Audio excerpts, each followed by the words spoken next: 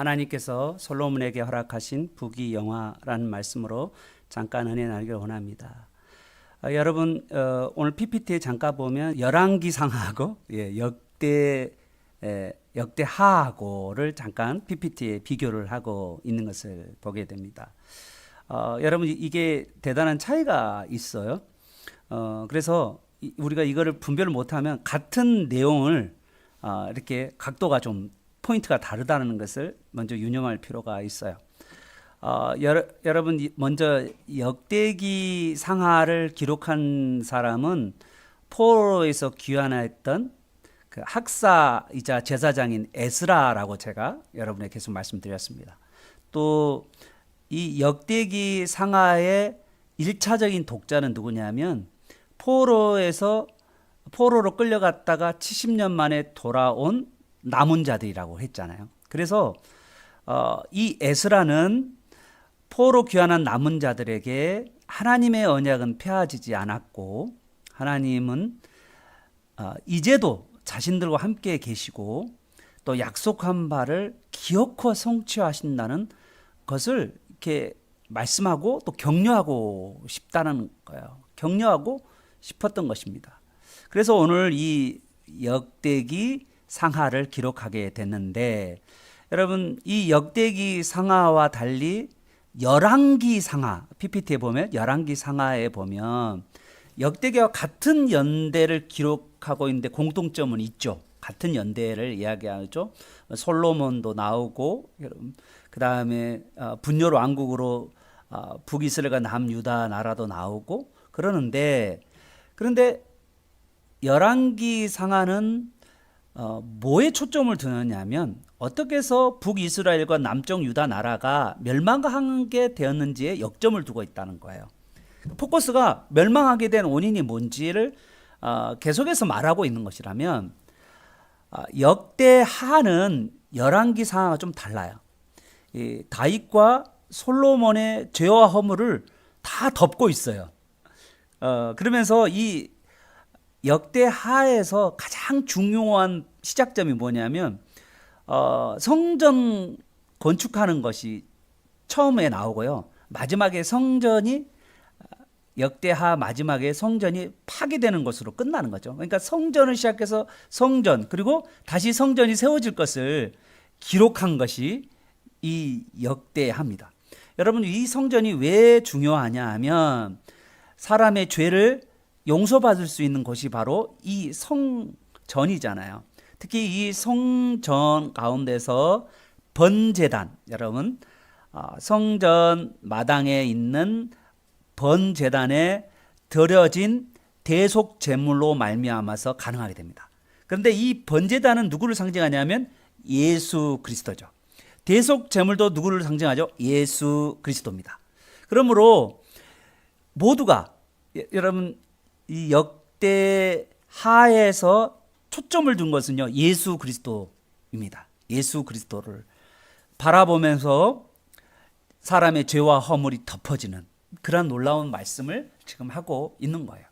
자, 문단을 잠깐 나누면요 1절부터 6절까지는 솔로몬 왕이 기브온 산당에 있는 성막의 놋제단에 이르러 1000번제를 하나님께 드린 이야기 나오죠.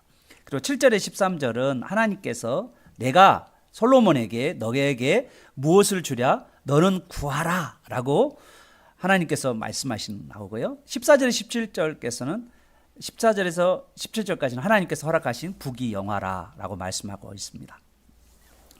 1장 역대하의 1장 1절 역대하의 1장 1절은 제목과 같은 거예요. 한마디로 이야기하면 하나님께서 솔로몬에게 허락하신 부귀영화라고 말할 수가 있어요. 이 1절에 보시면 솔로몬의 왕위가 견고하게 되었다라고 되어 있잖아요.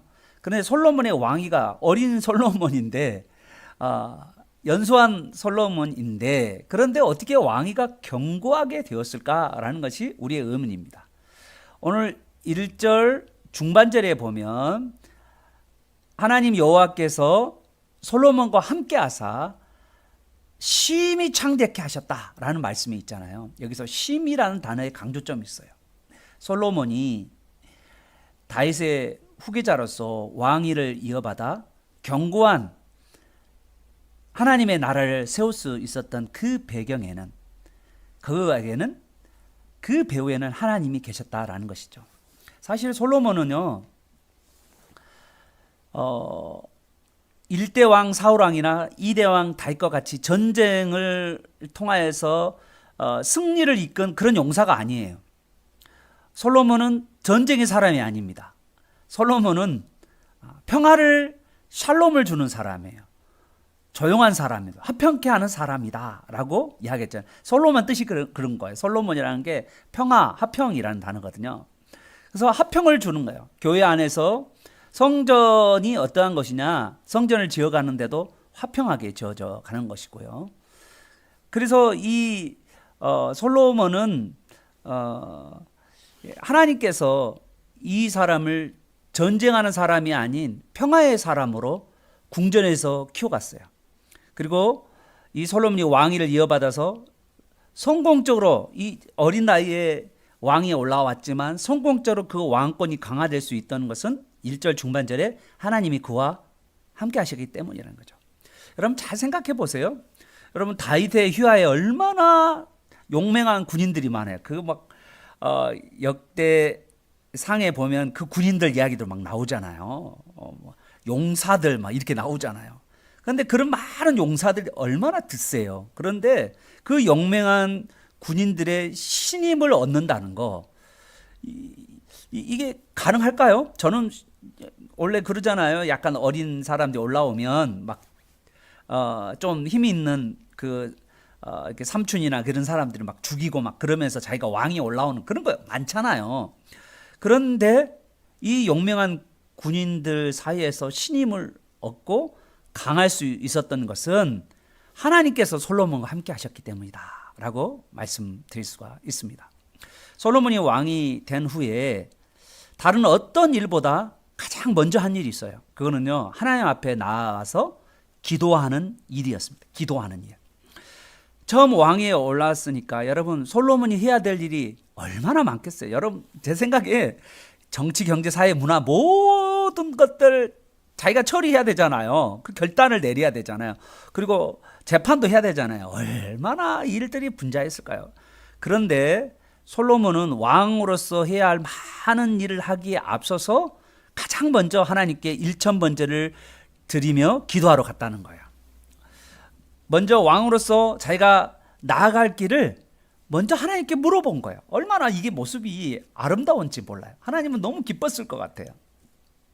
아직 나이가 어린 솔로몬 앞에서 얼마나 많은 선택과 결정을 내려야 하는데, 그 과정 가운데서 먼저 일에 매진하지 않고 하나님께 나아가는 그 모습을 하나님이 너무너무 기뻐했을 거라는 것이죠.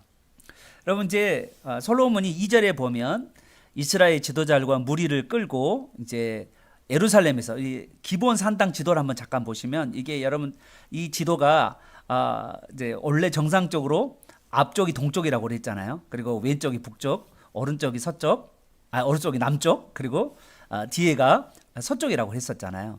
그러니까 여러분 예루살렘을 보십시오. 예루살렘에서 북서쪽으로 보면 서북쪽이죠. 서북쪽으로 올라가 보면 12km에 떨어진 곳이 기브온 산당이 있습니다.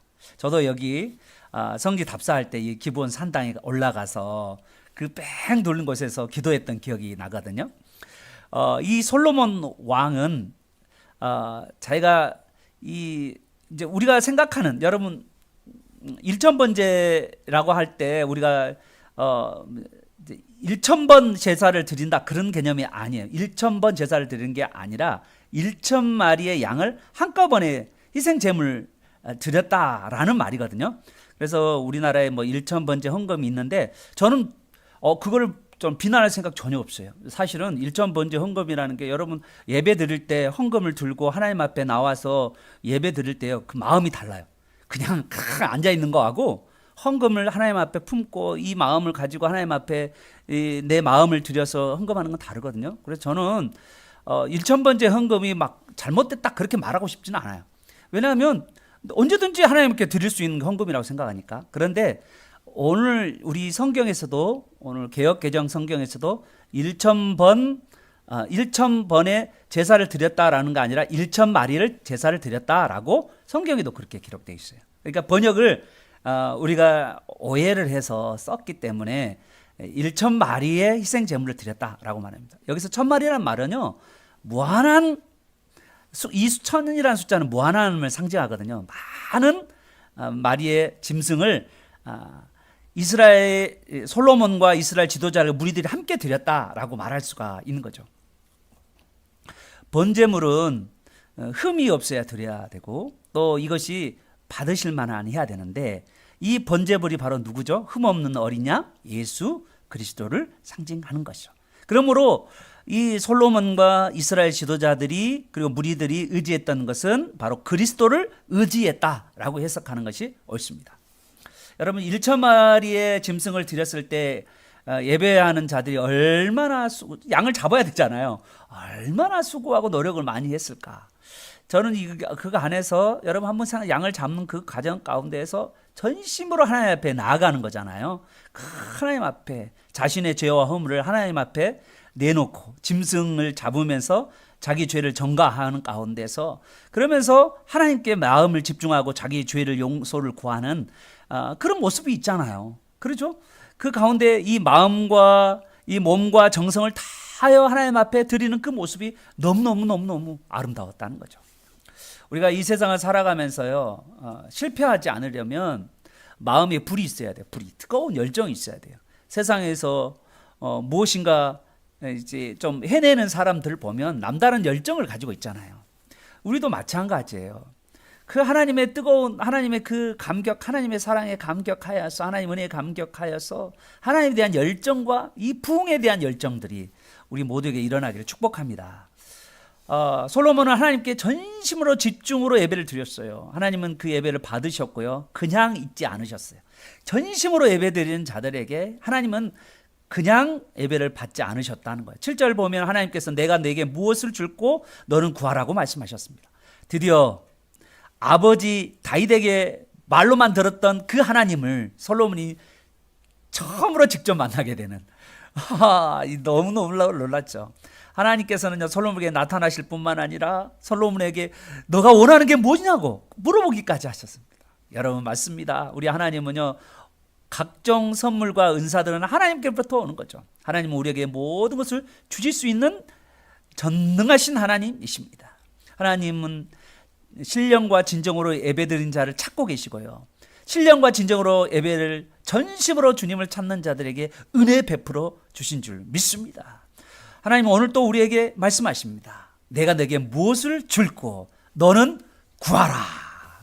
이때 솔로몬은요 8절 9절에 보면 주께서 솔로몬이 대답합니다. 주께서 전에 큰 은혜를 내 아버지 다윗에게 베푸시고 내가 그를 대신하여 왕이 되게 하셨사오니 주께서 나를 땅의 티끌같이 많은 백성으로 왕으로 삼으셨사오니 얼마나 많은 백성들 앞에 이 많은 사람의 왕으로 하나님께서 세우셨으니 그러면서 이 솔로몬이 하나님께 감사하는 모습을 보여요. 정말 이 모든 것이 하나님의 은혜라는 것을 솔로몬은 뼈저하게 알고 있었던 거죠. 그리고 이 솔로몬이 바른 기도 제목을 내놓습니다. 솔로몬은 11절 개인적인 부나 재물을 구하지도 않았고요.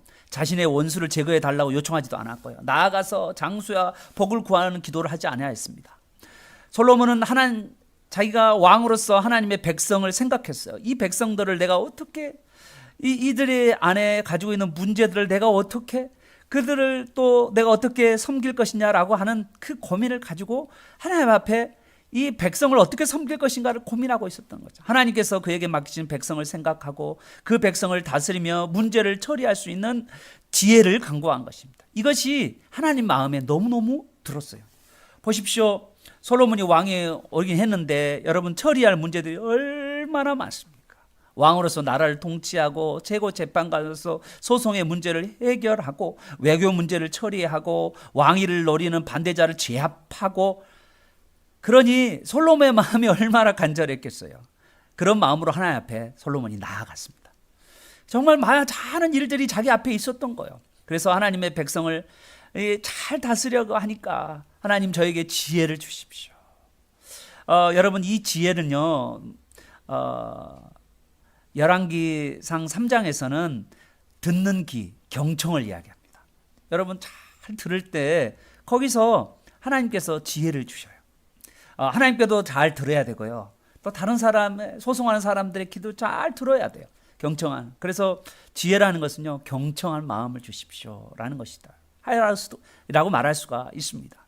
그것이 너무나도 하나님의 마음에 딱 맞았다는 거죠. 하나님은요, 우리의 간구를 들어주신 줄 여러분 믿으시기를 바랍니다. 우리가 올바르게 하나님 앞에 기도할 때 하나님께서 반드시 응답해 주신 줄 믿으시길 바랍니다. 하나님은 오늘 또 우리에게 말씀하십니다. 우리 하나님께서 너는 내게 구하라. 그리하면 내가 너에게 이루어 드리라. 말씀하셨죠. 여러분, 하나님을 향하여, 예수님을 향하여 우리가 가진 담대함이 있는데 그의 뜻대로 무엇이든 구하면 들으신다라고 말씀하셨잖아요. 그러므로 우리가 하나님 말씀을 우리가 들으셔야 해요. 하나님께서 우리가 기도할 때, 하나님 뜻대로 간구할 때 하나님께서 우리의 기도를 들어주신 줄 믿으시기를 바랍니다. 솔로몬 11절 하반절에 하나님의 백성을 잘 재편할 수 있도록 지혜와 지식을 간구했습니다. 여러분, 막 올라온 왕에 오른 솔로몬에게 얼마나 정말 필요한 것이 많겠어요. 여러분 진짜 뭐 다양한 것이, 눈에 보이는 것을 솔로몬이 구하지 않고, 그런데 눈에 보이지 않는 하나님의 말씀을 붙들고 하나님의 지혜와 하나님의 지식을 구한 거죠. 그리고 백성의 말을 들을 수 있는 그런 지혜를 구한 거예요. 너무 정말 하나님의 마음에 너무 마음에 들었습니다. 지혜 하나님이 지혜를 간구하는 솔로몬에게 지혜를 주신 거죠. 너희 중에 누구든지 지혜가 부족하거든 모든 사람에게 후히 주시고 꾸짖지 아니하는 하나님께 구하라. 그래야 하면 주시리라. 그 하나님께서 이 지혜를 주신다라고 말씀하고 있어요. 여러분, 열왕기상 3장에 가보면 이 탁월한 지혜가 이 창녀의 재판에서도 나오잖아요. 그거 기억나시죠? 그리고 하나님께서 주신 지혜로 말미암아서 사람의 심리를 꿰뚫어보고 그리고 그 판결을 내리는 그 모습이 있어요. 하나님이 주시는 지혜예요. 그 지혜는 널리 퍼져서요. 여러분, 열왕기상에 가보면 그 명성이 퍼졌는데 나중에는 스바의 여왕이 그에게 찾아올 정도로 하나님이 주신 지혜는요, 이스라엘에서만 뛰어난 것이 아니라 그 이스라엘 넘어서 온 세계의 가장 지혜로운 사람이라는 명성을 얻게 된 것입니다. 하나님께서는 솔로몬에게 지혜만 주신 것이 아니에요. 12절에 보면 그가 간구하지 않은 부와 재물과 영광도 함께 주셨습니다. 지혜를 활용하려면, 여러분 하나님이 하는 지혜를 줬잖아요. 그걸 잘 활용하려면 뭐가 필요하냐면 부와 재물과 영광도 필요한 거예요. 하나님께서 그래서 지혜를 주신 뿐만 아니라 부와 재물과 영광까지도 주셨다는 것입니다. 하나님은 간구하는 우리에게도 후히 주신 줄 믿으시기를 바랍니다. 우리가 섬기는 하나님은 쫀쫀한 하나님이 아니십니다. 우리 하나님은요, 후히 주시고 넘치도록 주시는 하나님이십니다. 우리가 생각하는 것보다 더, 우리가 간구한 것보다 더 넘치도록 부어주시는 것을 기뻐하시는 하나님인 줄 믿으시기를 바랍니다. 13절에 이에 솔로몬이 기브온 산당 회막 앞에서부터 예루살렘으로 돌아와 이스라엘을 다스렸다라는 말씀이 있습니다. 여러분, 솔로몬은요, 다시 하나님께 기브온 산당에서 다시 하나님께 감사의 번제를 올렸죠. 하나님 앞에 올렸죠. 하나님 앞에 자기 자신을 온전히 드렸다라고 말할 수가 있죠. 그리고 예루살렘에 돌아와서 이제는 그 왕의 직분을 제자리에 돌아와서 맡겨진 임무를 수행해 가는데, 그 수행하는 가운데, 그러니까 기도의 자리에만 머물지 아니하고 이제는 그가 왕의 직분을 감당하는 가운데서 하나님께서 열매를 맺고요. 그러므로 하나님께서 거기서 영광을 받으시는 거예요. 하나님의 나타나심으로 하나님께 영광을 돌리는 그 놀라운 일이 벌어졌다는 것입니다. 너무나도 정말 이 모습을 보면 감격스럽지 않습니까? 정말 하나님께 예배하고 삶의 현장에 돌아와서 충성스럽게 하나님을 의지하면서 하나님이 주신 지혜로 일들을 해나가면서 열매를 맺어가는 그러한 놀라운 일들이 우리 교회의 모든 성도님에게 임하시길 축복합니다. 13절에서 17절에 보면 솔로몬 왕이 애굽에서 병과 마병을 사오는 장면이 나옵니다. 이것에 우리가 두 관점이 있어요. 사실은 이 한 관점은 신명기 17장의 왕의 규례를 어긴 솔로몬으로 해석할 수가 있어요. 그런데 여러분, 오늘 이 역대기는 그 이야기를 하려고 한 건 아니에요. 여러분, 역대기는 하나님 성전을 사모하고 하나님을 예배를 사모하는 자들에게 하나님께서 놀라운 번성의 축복을 주셨다라는 것을 지금 에스라는 말해주고 싶었던 거예요. 포로 귀환에서 돌아와서 하나님을 예배하는 다윗과 솔로몬에게 하나님께서 부귀영화를 주셨다는 것을 보여주고 싶었던 거예요. 그러므로 13절과 17절은 하나님께서 허락하신 솔로몬의 부귀영화라고 그렇게 말할 수가 있는 것입니다. 여러분, 오늘 이 말씀을 들으면서 이 역대하의 이 1장의 말씀이 열왕기 상과는 좀 다르다는 것을 분명히 알 수가 있어요.